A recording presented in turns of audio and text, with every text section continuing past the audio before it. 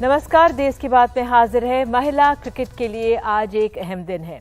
BCCI ने ऐलान किया है कि महिला क्रिकेट खिलाड़ियों को पुरुष खिलाड़ियों के बराबर मैच फीस मिलेगी। ये समानता की दिशा में नई पहल है। बीसीसीआई के सचिव जय शाह ने ट्वीट कर इसकी जानकारी दी है। तो बीसीसीआई एजीएम ने कुछ ही दिन पहले ये ऐलान किया था कि 2023 में महिला आईपीएल का पहला सीजन खेला जाएगा और अब ये फैसला आ गया है। तो भारतीय महिला क्रिकेट टीम का प्रदर्शन हाल ही में बेहतरीन रहा है। 2017 में आईसीसी वुमेन्स वर्ल्ड कप में टीम रनर्स अप रही थी।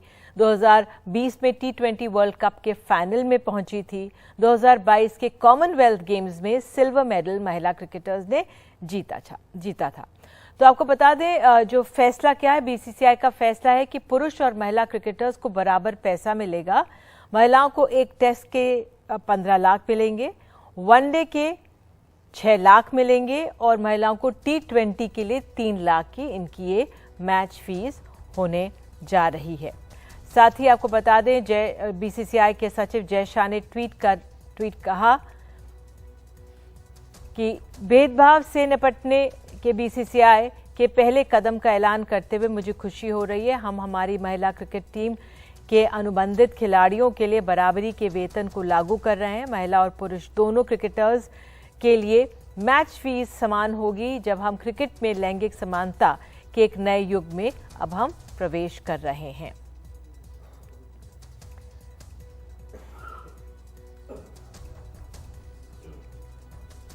तो इस मसले पर बात करने के लिए हमारे साथ डायना एडुल्जी हैं, पूर्व कप्तान है महिला क्रिकेट टीम की और इनका इस कदम में अहम योगदान है। डायना, बहुत बहुत धन्यवाद समय देने के लिए। आपने समानता लाने में अहम भूमिका निभाई है, पहले तो आपको धन्यवाद। और हमारी लड़कियां भी काफी समय से अच्छा प्रदर्शन कर रही हैं और जरूरत थी इस ऐसे कदम की, तो ये कैसे हो पाया? मैं बहुत खुश हूँ आज का ये जो डिसीजन लिया गया है बीसीसीआई की तरफ से फीस बढ़ाने के लिए। और मैं सोचती हूँ कि ये एक ऐतिहासिक दिन है और एक अच्छी दिवाली गिफ्ट है, जिसके लिए मैं बहुत खुश हूँ और मिस्टर जय शाह और उनकी टीम को बधाई देती हूँ। और ये है कि एक ऐतिहासिक डिसीजन है जहाँ मैच फीस लेवल कर दिया है at par with the main team, and it is a great day for women's cricket in India. जी, और हाल में गर्ल्स का परफॉर्मेंस भी बहुत अच्छा रहा है, पहले ही ये हो जाना चाहिए था। बिल्कुल, परफॉर्मेंस जब से 2017 से मैं सीओए में आई थी तब से इंडियन विमेन टीम का परफॉर्मेंस अपवर्ड ही है। जो मैंने फिर उनके लिए फैसिलिटीज किया था, एक business class travel, then five-star hotels, और उन्होंने वर्ल्ड कप फाइनल तक पहुंच गई थी। 8 रन से हार गई थी वो फाइनल।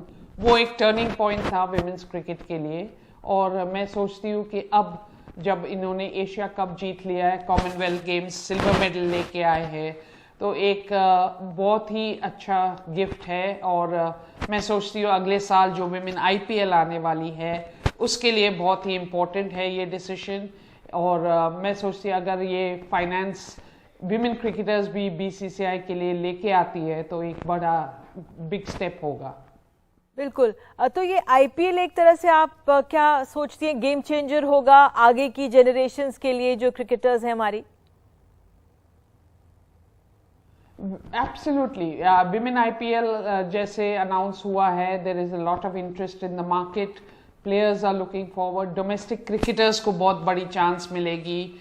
5 टीम है, 12-12 प्लेयर हर टीम में होंगे, तो 60 players will get a chance to come forward. और एक बेंच स्ट्रेंथ जो हमारे पास अभी तक नहीं है वो बन जाएगी। जैसे मैं आईपीएल ने थोड़ा वक्त लगाया, 2008 के बाद स्लोली ऊपर गई है, उसी तरह विमेन आईपीएल भी मैं सोचती हूँ कि डेफिनेटली एक गेम चेंजर होगा। जी, क्रिकेट में जो मनी है वो पैसा इंपॉर्टेंट फैक्टर होता है, स्पॉन्सर्स कितने आते हैं उस पर भी ये निर्भर रहेगा। यस, ब्रॉडकास्टिंग टेंडर निकलने वाला है फॉर विमेन आईपीएल, तो देखते हैं कैसे होता है, कितना पैसा आता है बीसीसीआई के लिए। फ्रेंचाइजीज 5 टीम के लिए बिडिंग भी होगी और बहुत ही इंटरेस्ट है। बहुत लोग फ़ोन कर रहे हैं मुझे और पूछ रहे हैं कैसे होगा, क्या नहीं होगा।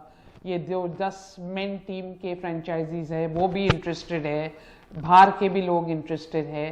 तो एक बहुत ही बड़ा स्टेप है विमेन IPL और मैं सोचती हूँ कि राइट टाइम पे आ रहे हैं। अगले साल वर्ल्ड कप भी है T20 का, तो एक विमेन क्रिकेट के लिए बहुत ही इम्पोर्टेंट डेज आ रहे हैं और प्लेयर्स को परफॉर्म करना पड़ेगा।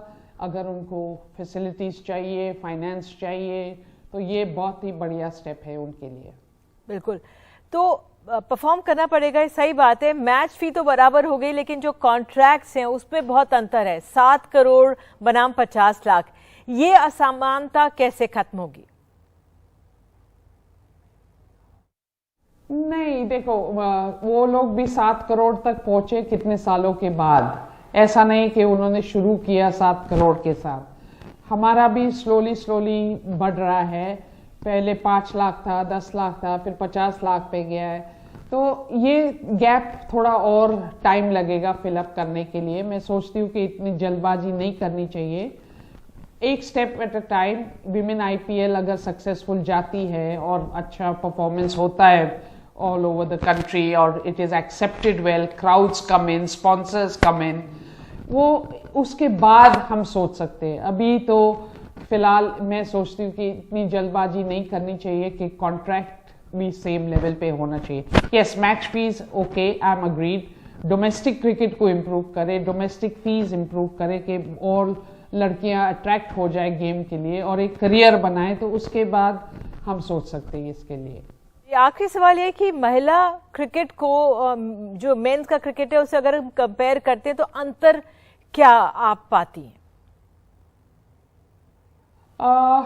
हम कंपेयर करना ही नहीं चाहिए। मैं सोचती हूँ क्योंकि अलग अलग गेम्स है। मेन क्रिकेट में ज़्यादा पावर है, ज़्यादा ये है, ब्रूटल फोर्स है, और विमेन में ग्रेस है, पावर भी है, स्किल भी है। तो अभी भी आप देखो कि इतने 50 ओवर की अभी ODI हुई थी और सीरीज हुई थी, उसमें 300 रन बन रहे थे 50 ओवर में।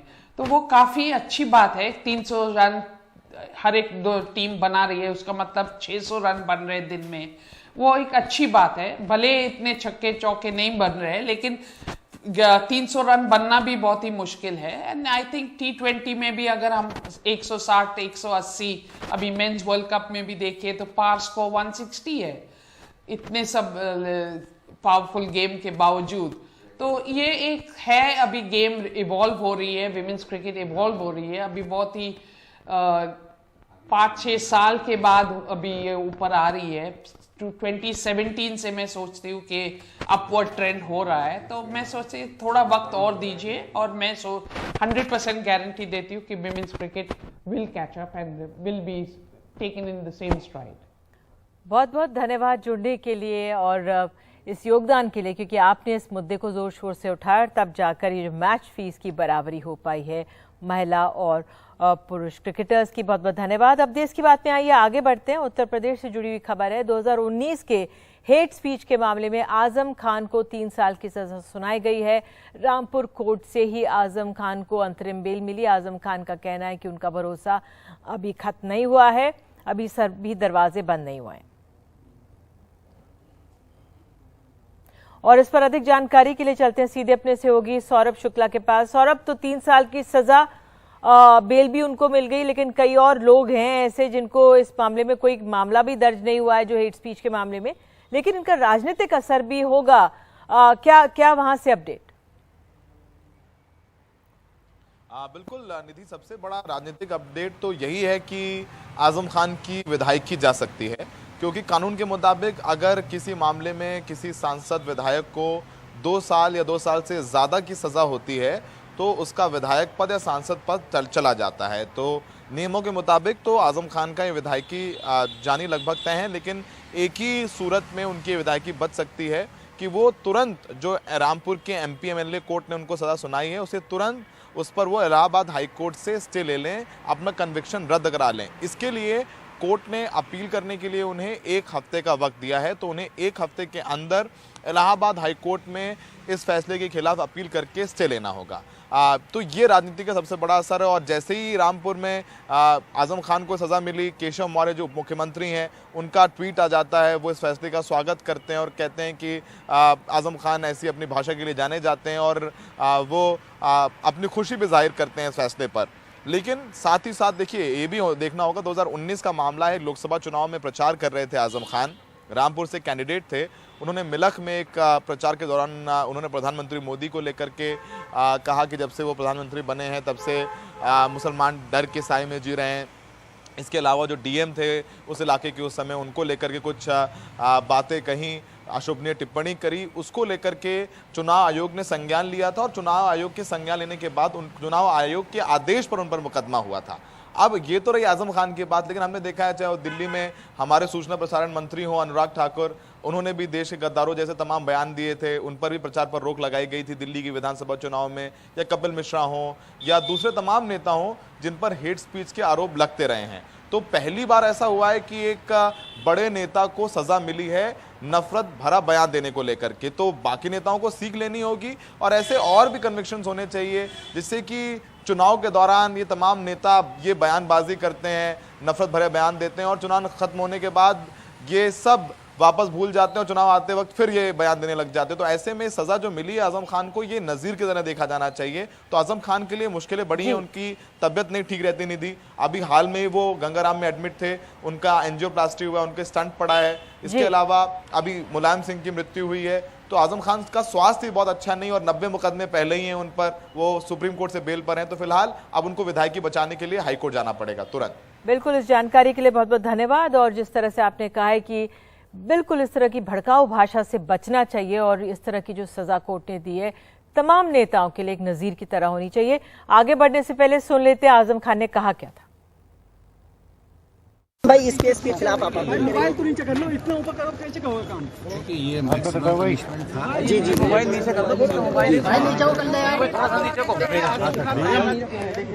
उसमें मैंडेटरी जी उस बिना पर बेल करो, लेकिन मैं इंसाफ करता है। और देश की बात में बात अपने खान पान से जुड़ी हुई। भारत में अब स्वदेशी रूप से विकसित जीएम सरसों पैदा की जा सकेगी, उसे बेचा भी जा सकेगा। पर्यावरण मंत्रालय ने इस पर मुहर लगा दी है। पर्यावरण मंत्रालय के regulator genetic engineering appraisal committee यानी जीएसी ने यह अहम फैसला लिया है, जिसमें देश में विकसित जेनेटिकली इंजीनियर्ड सरसों यानी जीएम सरसों के बीज उत्पादन और परीक्षण के लिए पर्यावरण रिलीज को मंजूरी दे दी है। लेकिन इसका विरोध हो रहा है, खुद संघ के जुड़े कई संगठन इसका विरोध कर रहे हैं। तो हमारे साथ अश्विनी महाजन हैं, राष्ट्रीय संयोजक हैं स्वदेशी जागरण मंच के। अश्विनी जी, मेरा पहला सवाल आपसे यही है, क्या कारण है जो आप इस फैसले का, सरकार के फैसले का विरोध कर रहे हैं, क्योंकि आप खुद सरकार के एक तरह से भागीदार हैं? निधि जी, पहली बात तो ये सरकार का फैसला ही नहीं है, यह फैसला एक कमेटी का है जीईएसी, जो इस बात के लिए जानी जाती है कि वो बार बार जेनेटिकली मॉडिफाइड सीड्स के लिए, जीएमओस के लिए, फील्ड ट्रायल्स के लिए, कमर्शियल प्रोडक्शन के लिए तमाम प्रकार की लगातार अनुमति इसको कहते हैं, लेकिन सिफारिश करने का काम कर रही है। आज नहीं है, पहली बार नहीं है। 2014 से लेकर जब से आदरणीय नरेंद्र मोदी जी की सरकार ने कार्यभार संभाला है, ऐसे सैकड़ों फैसले जीएसी ने किए हैं इस प्रकार के क्रॉप्स को की सिफारिश के लिए, उसके फील्ड ट्रायल्स के लिए और उसके कमर्शियल प्रोडक्शन के लिए। लेकिन अंतिम फैसला सरकार को लेना होता है, मंत्री को लेना होता है, जिसको कॉम्पिटेंट अथॉरिटी बोलते हैं। तो कॉम्पिटेंट अथॉरिटी के द्वारा इतने वर्षों में एक भी केस में अनुमति नहीं दी गई। इससे पहले जब 2014 जुलाई में, उस समय पर्यावरण मंत्री श्रीमान जावड़ेकर जी थे, और उसके बाद कई बार जीएसी ने अलग अलग प्रकार से सिफारिशें की हैं जिनको दरकिनार कर दिया गया और कभी भी उनको अनुमति नहीं दी गई है। और इस बार भी उसी प्रकार की एक सिफारिश जीएसी ने, बट आपको बता दूं पर्यावरण मंत्रालय ने इस पर मुहर लगा दी है। सर नहीं लगाई, मैं आपको बता रहा हूं कि पर्यावरण मंत्रालय जो है उसकी एक कमेटी है जिसमें ये इस प्रकार का निर्णय 18 अक्टूबर की इस बैठक में किया गया था। और इससे पहले ऐसी दसियों बीसियों बैठकें हो चुकी है जिस पर इस प्रकार के वो अनुमति देते ही रहते हैं, और इसमें भी ऐसा ही किया है। लेकिन हमारा ये मानना है कि जीएसी का ये जो जिसको हम कह सकते हैं इरिस्पॉन्सिबल, गैर जिम्मेदाराना तरीके से इस प्रकार की अनुमति, इस प्रकार की सिफारिशें दी जाती हैं, इसके बारे में पर्यावरण मंत्री जी को संज्ञान लेना चाहिए और इस प्रकार के फैसले न हो इसके लिए काम करना चाहिए। बिल्कुल। मैं आपसे महाजन जी ये पूछना चाहती हूँ कि आप लोग जो ये बार बार ये अगर इस तरह की सिफारिशें सामने रखती है, हालांकि हम रिपोर्ट दिखाएंगे इस इंटरव्यू के बाद जिसमें कहा गया पर्यावरण मंत्रालय ने अनुमति दे दी है, बहरहाल मुश्किल क्या है? क्योंकि एक तरफ से ये भी कहा जा रहा है कि भाई जो अभी यूक्रेन से भी वॉर हो रही है, जो हमारा खाद्य तेल है वो इतना महंगा हो जाता है, 60% हम निर्भर हैं, बाहर से इसको आयात करते हैं। तो जो ये पक्ष जो इसके तरफ आगे बढ़ रहा है जीएम मस्टर्ड की तरफ, वो कह रहा है इससे हमारी निर्भरता कम हो जाएगी और हम देश में ये कर पाएंगे। देखिए, ये कुछ वेस्टेड इंटरेस्ट के लोग होते हैं जिस प्रकार की बात करते हैं निधि जी। वास्तव में जो हमारी अपनी भारतीय वैरायटीज हैं, इंडिजीनियसली डेवलप्ड हाइब्रिड और दूसरी वैरायटीज हैं सरसों की, वो 2900 किलोग्राम प्रति हेक्टेयर की प्रोडक्शन को दे रही हैं, जबकि इस वैरायटी से मात्र 2300 किलोग्राम ही प्रति हेक्टेयर मिलेगी। यानी जो हमारे पास best technologies, best varieties available हैं, उससे ये कम है। इसलिए इससे प्रोडक्शन बढ़ेगा ये बात तय नहीं होती है। ये कहते हैं कि हाँ भविष्य में इसके कारण प्रोडक्शन बढ़ जाएगा, तो भविष्य में तो दूसरे कन्वेंशनल वैरायटीज के कारण भी बढ़ जाएगा, उसमें कोई बड़ी बात नहीं है। हमेशा ये कहा जाता है कि जेनेटिकली मॉडिफाइड सीड्स आने के कारण प्रोडक्शन बढ़ जाता है। कपास का उदाहरण देते हैं। मैं आपको कपास के बारे में बताना चाहता हूँ कि कपास की यील्ड में इतने वर्षों में, जब से 2001 के बाद इसमें अनुमति दी गई और उसके बाद से लेकर अभी तक कोई जो ट्रेडिशनल वैरायटीज हैं फूड ग्रेन्स में, उसमें लगभग 3% की वृद्धि प्रति हेक्टेयर यील्ड में हो रही है। इसमें भी 3% से कम ही है, यानी और ये स्टेबल हो गया है, अब आगे बढ़ नहीं रही बल्कि कम होती जा रही है। ये रेजिस्टेंस भी इसकी कम है। जो वाइट फ्लाइज हैं, सफेद मक्खी जो इस पर आ जाती है, उससे बहुत बड़ी मात्रा में हमारी कपास जो है वो प्रभावित हो रही है, और वो सारी की सारी बीटी कॉटन है हमारा यहाँ। ये बिल्कुल, क्योंकि अगर हम इस मसले की बात करें, ये भी कहा जा रहा था रिसर्च ही ठीक से साफ नहीं है और मधुमक्खियों पर क्या असर हो सकता है जो उसके फूलों पर बैठेंगी, वो भी बहुत चिंता की बात है। लेकिन आपने जो आज अहम बात ये कही है कि आपका ये कहना है कि इसको तो पर्यावरण मंत्रालय से मुहर नहीं लगी है, सिफारिश भर है। आप हमारे साथ जुड़े, बहुत बहुत धन्यवाद। मैं एक बात मैं और कहना चाह रहा हूँ निधि जी, इसको कंप्लीट कर लूं कि इससे कहा जा रहा है कि इससे फॉरेन एक्सचेंज की बड़ी बचत होगी। मैं आपको बताना चाह रहा हूं कि इससे फॉरेन एक्सचेंज बचत तो होगी, वो तो अनसर्टेन है, हो ही नहीं सकती है, क्योंकि प्रोडक्शन ही नहीं बढ़ेगा तो बचत कैसे होगी। और जो हमारे यहाँ प्रोडक्शन नहीं हो रही है उसका कारण है कि हमारे यहाँ जो तिलहनों का रकबा बहुत कम है, उसको बढ़ाने की जरूरत है, और उसके लिए किसानों को उचित कीमत मिले, सबका तरीके से होगा। लेकिन जो जहां तक फॉरेन एक्सचेंज बचाने की बात है, मैं ये कहना चाह रहा हूं कि इससे फॉरेन एक्सचेंज की बहुत बड़ी हानि होने वाली। कारण यह है कि आज हमारे देश से बहुत बड़ी मात्रा में फूड ग्रेन्स और दूसरे फूड प्रोडक्ट्स एक्सपोर्ट हो रहे हैं, जिससे लाखों, ठीक है आशीष जी, मेरे पास हजारों करोड़ रुपए का फायदा हो रहा है। जी बिल्कुल, तो माफी चाहती हूँ, मेरे पास समय इतना, लेकिन आपने वो जो प्रोडक्शन है वो नॉन जीएम टैग अगर हट जाएगा हमारे यहाँ से, तो वो जो एक्सपोर्ट है वो बहुत ज्यादा मात्रा में प्रभावित होगा। इसलिए बहुत बड़े कारण है, कई कारण है इसके कारण आप लोग विरोध करें। बहुत बहुत धन्यवाद जुड़ने के लिए, और आगे देखते, ये ग्राउंड रिपोर्ट देख लेते हैं कि हुआ क्या है असल में। अब सरसों के खेतों में जेनेटिकली इंजीनियर्ड सरसों बोई जा सकेगी। पर्यावरण मंत्रालय के regulator genetic engineering appraisal committee यानी जीईएसी ने पिछले दिनों एक अहम बैठक में जीएम सरसों की वैरायटी मस्टर्ड हाइब्रिड DMH11 को मंजूरी दी। इस फैसले के साथ ही जीएम सरसों के कारोबारी उत्पादन का रास्ता साफ हो गया है।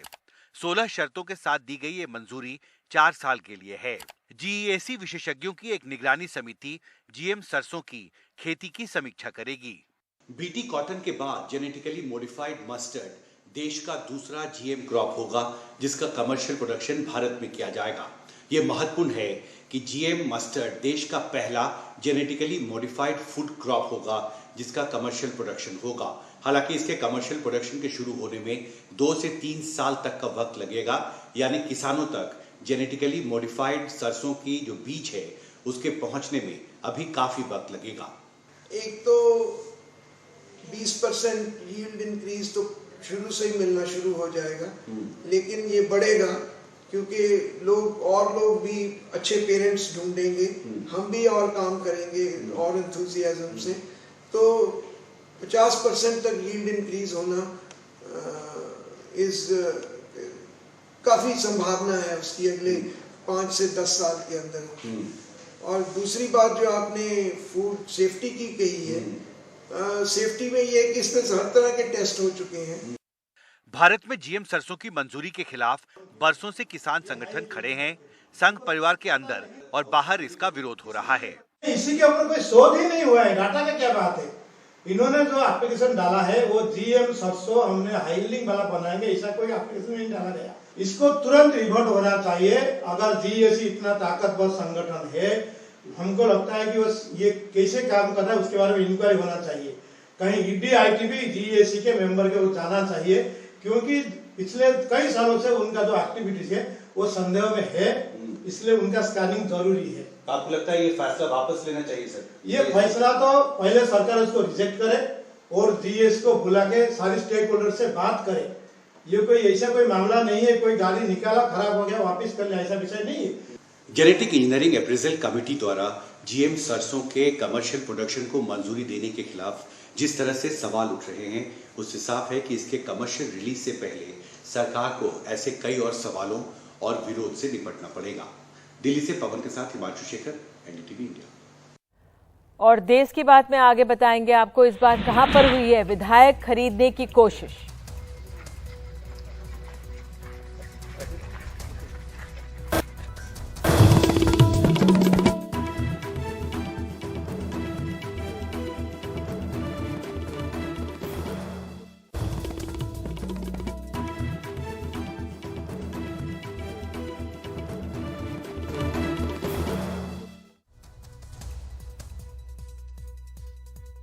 तो बात तेलंगाना की है।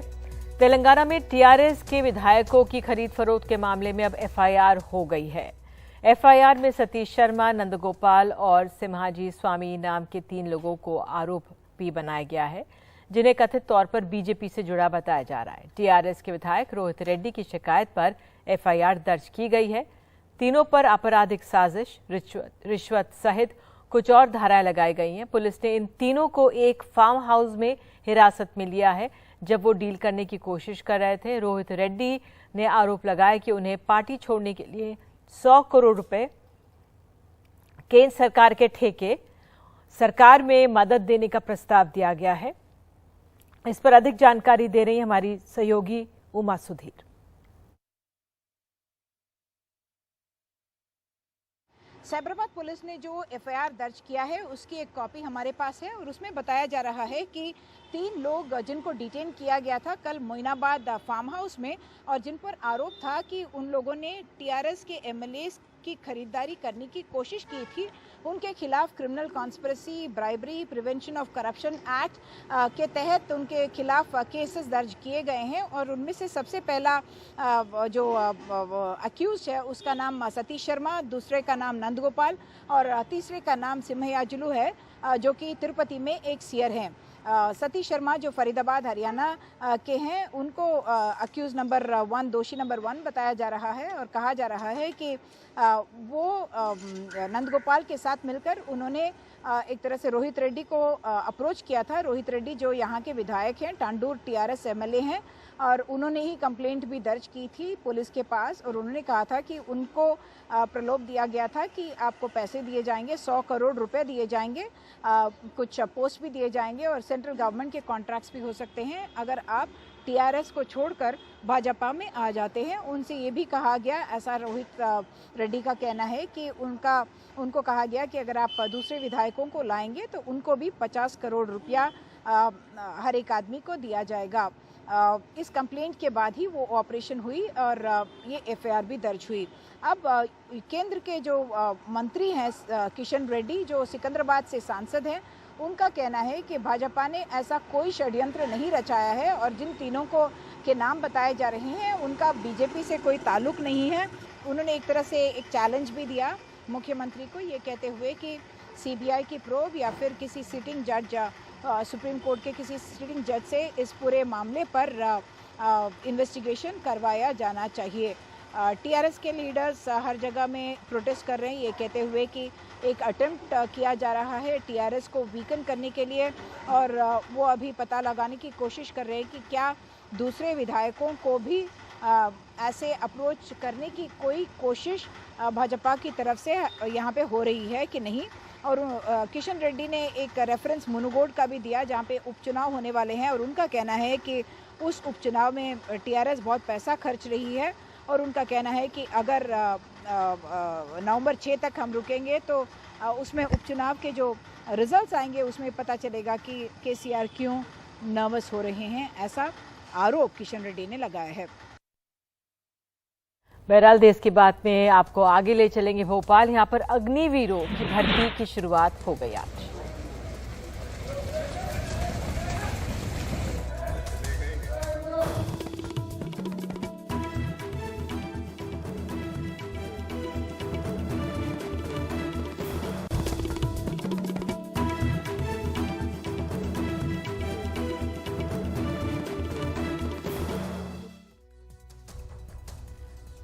बात देश की बात में मध्य प्रदेश की राजधानी भोपाल में अग्निवीर सेना भर्ती रैली आज से शुरू हो गई है। 7 नवंबर तक चलने वाली इस भर्ती अभियान में लगभग 44,000 से ज्यादा उम्मीदवार हिस्सा ले रहे हैं। बुधवार देर रात भोपाल के लाल परेड ग्राउंड में बस्ता उठाए फौज में जाने की चाहत रखने वाले युवा पहुंच रहे थे। कुछ मैदान में खाना खा रहे थे, कुछ टहल रहे थे। कुछ को टेंट के अंदर सोने की जगह मिली तो कुछ बाहर ही लेट गए। ज्यादातर उम्मीदवारों को इस बात से फिक्र नहीं थी कि वो 4 साल तक अग्निवीर रहेंगे, लेकिन कुछ की राय जुदा भी थी। खुश हैं जिस तरह से यहाँ पर इंतजामात हैं और जिस तरह से 4 साल के लिए पहले भर्ती होगी और 10% छात्रों को ही आगे जाने का मौका मिलेगा उम्मीदवारों को। नहीं सर, इस चीज़ से तो खुश हैं सर, पर 4 साल की वैकेंसी के लिए ये खुश नहीं है सर। ये सारा प्राइवेट किया जा रहा है इस चीज़ के लिए सर, युवाओं पर गलत इफेक्ट पड़ेगा इस चीज़ का सर। आगे चल के सर क्या करेंगे 4 साल बाद 10 लाख रुपए इसका क्या करेंगे, इस चीज़ पर काफ़ी ज़्यादा ध्यान देना चाहिए। ये स्वार्थ की दुनिया है सर। हाँ सर, थोड़ा तो लगता है, पर सरकार जो भी है मतलब बच्चों के लिए बहुत गलत कर रही है। एक हिसाब से बात माने तो 4 साल है, अब 4 साल में क्या करेगा बंदा। युवाओं की मिलीजुली प्रतिक्रिया, कुछ कह रहे हैं कि खुश हैं, कुछ कह रहे हैं नहीं है 4 साल के लिए। ऐसा कुछ नहीं है, 4 साल हो या 4 दिन हो, मुझे तो सिर्फ देश के लिए सेवा करना है। अच्छा, मैं इससे कोई मतलब ऐसा कुछ नहीं है कि 4 साल होने से मुझे कोई दिक्कत नहीं है, सिर्फ मुझे फौज में जाना है, मुझे देश सेवा करना है। रात 12:30 बजे 9 जिलों के लगभग 3,000 उम्मीदवार प्री मार्शलिंग एरिया में इकट्ठे हुए, फिर उन्हें बैच में बांटा गया। सुबह 5 बजे उनकी रेस हुई। एक बैच में लगभग 200 युवक दौड़े। और ये भोपाल का लाल परेड ग्राउंड है, जिसमें से जो अगले 9 दिन तक जो प्रक्रिया चल रही है उसमें आज पहले दिन 3,000 उम्मीदवार आए थे और अब यहाँ पर हर दिन लगभग 5,000 उम्मीदवारों के और लगभग 44,000 उम्मीदवारों के आने की उम्मीद है। जगह जगह पर यहाँ पर आप पोस्टर देखेंगे, जो दस्तावेज चाहिए। पहले दिन की प्रक्रिया खत्म होने तक दूसरे दिन के लिए भी उम्मीदवार जुटने लगे। कुछ थोड़ा सुस्ता रहे थे ताकि भर्ती में चुस्त रहें। बस अभी 12वीं पास हुआ और भर्ती आ गई और गई। तो मूछे भी आपने बिल्कुल सेना टाइप रखी है। अरे तो अपन फैन भगत सिंह का है तो रखेंगे भी है। अच्छा, आपका नाम? मनोज रेवरी। मनोज, आप भी राजगढ़ से? मनोज, यस।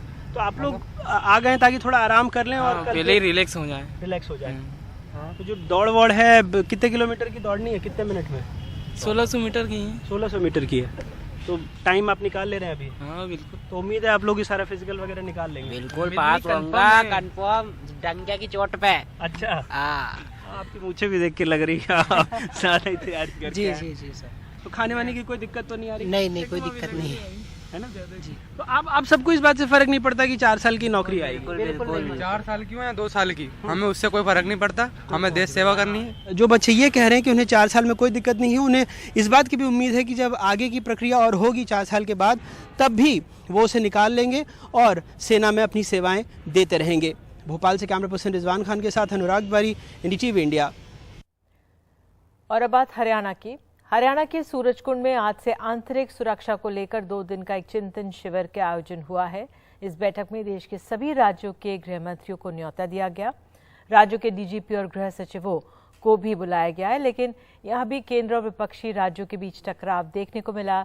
पश्चिम बंगाल की मुख्यमंत्री और गृह मंत्री ममता बनर्जी इस बैठक में नहीं आ रही हैं, वहीं बिहार के मुख्यमंत्री और गृह मंत्री नीतीश कुमार भी नहीं। चिंतन शिविर में गृह मंत्री अमित शाह ने कहा है कि 2024 तक देश के सभी राज्यों में एनआईए की शाखाएं खोली जाएंगी। इसका शुभारंभ कर रही हैं इस 2 दिवसीय चिंतन शिविर का। एनआईए को एक्स्ट्रा टेरिटोरियल क्षेत्र अधिकार देने का काम भी किया गया है और आतंकवादी से विचारधारा से अर्जित संपत्ति को जब्त करने का अधिकार भी एनआईए को दिया गया है।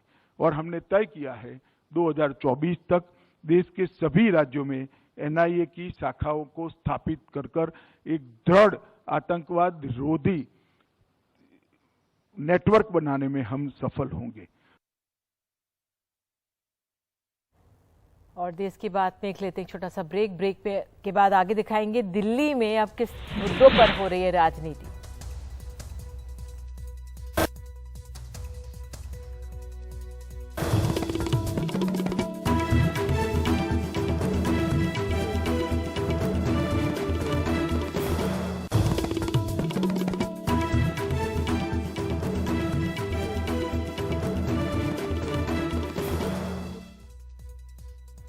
बात दिल्ली की। दिल्ली नगर निगम चुनाव कभी भी घोषित हो सकते हैं और उससे पहले आज अरविंद केजरीवाल गाजीपुर लैंडफिल साइट पहुंचे और कहा कि ये चुनाव कूड़े के मुद्दे पर लड़ा जाएगा। अरविंद केजरीवाल ने इस दौरे के दौरान बीजेपी ने वहां पर विरोध प्रदर्शन किया।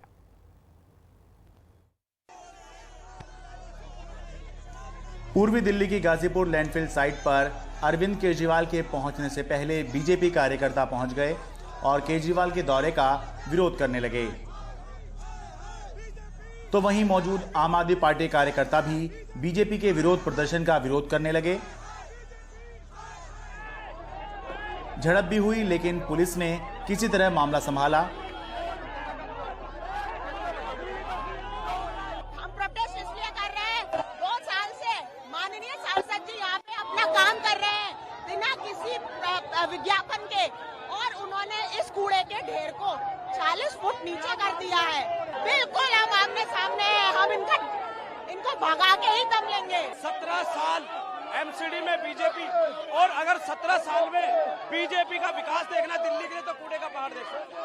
ये कूड़े का पहाड़ बता रहा है कि बीजेपी के शासन में 17 साल कूड़े के पहाड़ बने। कूड़े के पहाड़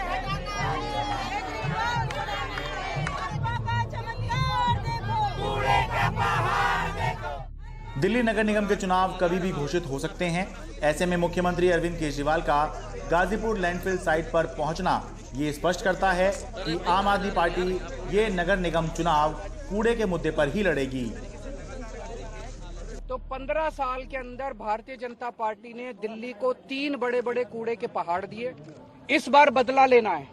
इस बार का चुनाव केवल कूड़े के ऊपर होगा। कूड़ा सफाई, दिल्ली की सफाई के ऊपर ये चुनाव होगा।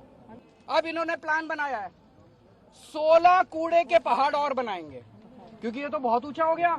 अब इसके ऊपर और कूड़ा डाल नहीं सकते, बता रहे अनस्टेबल हो गया। तो दिल्ली का जो सारा कूड़ा है अब इसके ऊपर तो डल नहीं सकता। अब 16 जगह इन लोगों ने चिन्हित करी है जहां पे 16 कूड़े के पहाड़ और बनेंगे। दिल्ली में 3 बड़ी लैंडफिल साइट या कूड़े के पहाड़ हैं, गाजीपुर, भलसवा और ओखला। गाजीपुर लैंडफिल साइट की ऊंचाई तो कुतुब मीनार, ताजमहल और इंडिया गेट को टक्कर देती है। तीनों लैंडफिल साइट में कुल 200 लाख टन कचरा जमा है, जो दिल्ली की आबोहवा खराब कर रहा है। बीजेपी का कहना है ये कोई खास मुद्दा नहीं है। कौन ऐसा शहर होता है जहां लैंडफिल साइट नहीं होती है सौरभ जी? हर शहर में जहां आदमी रहेगा वहां तो कूड़ा निकलेगा। आप लैंडफिल साइट दिखा करके जो चिंता व्यक्त कर रहे हैं, क्या किसी दिन सांसदों के साथ बैठ करके चिंता व्यक्त किए? कुल मिलाकर एमसीडी चुनाव घोषित होने से पहले ही दिल्ली की दो मुख्य पार्टियों के बीच सड़क की सियासत शुरू हो गई है।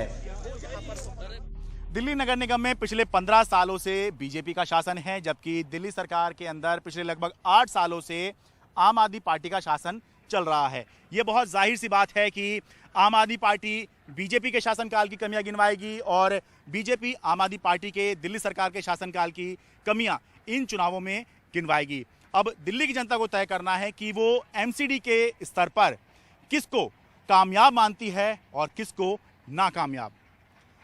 दिल्ली से अपने कैमरा सहयोगी सुधीश कुमार राम के साथ मैं शरद शर्मा, एनडीटीवी इंडिया। और हवा के बाद अब दिल्ली से गुजरने वाली यमुना नदी में भी प्रदूषण का स्तर अचानक से बढ़ गया है। आज सुबह नदी में हर तरफ सफेद झाग दिखने लगा। वैसे हर साल छठ पूजा से पहले यमुना में तस्वीरें आम हैं। बता दें कि शुक्रवार से 4 दिनों तक चलने वाला छठ महापर्व भी शुरू हो रहा है। दिल्ली की प्यास बुझाने वाली, मां कहकर पूजे जाने वाली यमुना की ये तस्वीरें हैं। ये दिल्ली के कालिंदी कुंज इलाके में यमुना के पानी में सफेद झाग की मोटी परत दूर से ही नजर आ रही थी। पानी में फॉस्फेट की मात्रा बढ़ने से झाग बनता है। पहले समझते हैं कि दिल्ली में हर साल यमुना में ये सफेद झाग क्यों बनने लगते हैं। कार्बनिक अणुओं के सड़ने से ऐसा होता है। घरों और फैक्ट्रियों से निकलने वाले सीवेज से भी ये समस्या पैदा होती है। कालिंदी कुंज पहुंचते पहुंचते यमुना दिल्ली के सीवेज से पूरी तरह प्रदूषित हो जाती है। ओखला डैम से जैसे ही ऊंचाई से पानी छोड़ा जाता है, वैसे ही झाग बनने लगते हैं। छठ पूजा से पहले यमुना के पानी में जहरीला झाग देखते ही बीजेपी को दिल्ली के मुख्यमंत्री अरविंद केजरीवाल को घेरने का मौका मिल गया। सांसद मनोज तिवारी और प्रवेश वर्मा यमुना में बोट पर बैठकर झागों का मुआयना करते नजर आए। और इसी खबर के साथ देश की बात में आज के लिए इतना ही। नमस्कार।